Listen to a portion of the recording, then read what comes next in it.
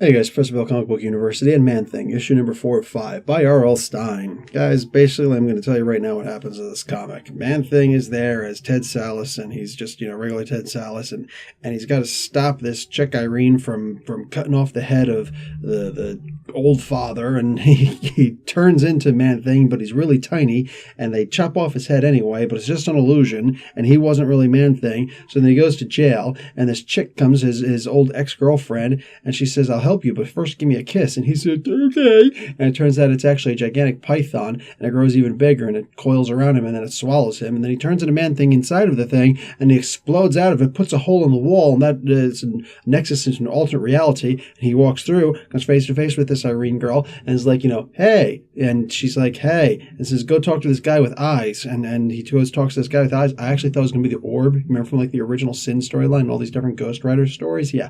Anyways, it's not. So goes up and says, okay, well, I'm not going to be hypnotized by this guy, and, I have to resist. And nope, he's hypnotized. And the guy says, I'm going to let you go free, but first you have to chop off the head of Old Father. So he says, okay, and he actually chops off the head of Old Father. Now, we don't actually see it, but they do say, yes, he actually chopped off the head. So, yeah, that's it. Guys, this comic, man, this comic gets a D+.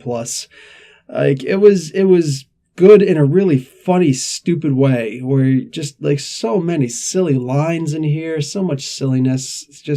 It's beyond believable. And you're talking about a thing with realities where you're suspending your disbelief more than you ever thought you possibly could.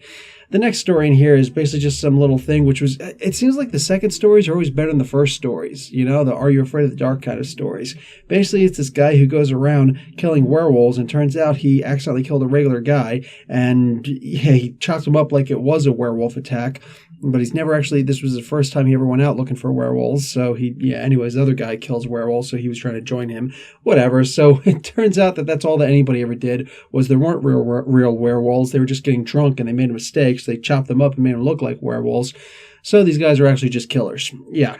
Anyway, is what it is. Is what it is. The second story is actually decent, but this wasn't good. Guys, this is not a good week for comics. Really bad week for comics. One of those 5 Wednesdays in a month kind of comics months where nothing really, special comes out in the final week for DC. Fortunately, there's been a couple good things, but this, no, not very good. All right, guys, Professor Bill, Comic Book University, class dismissed.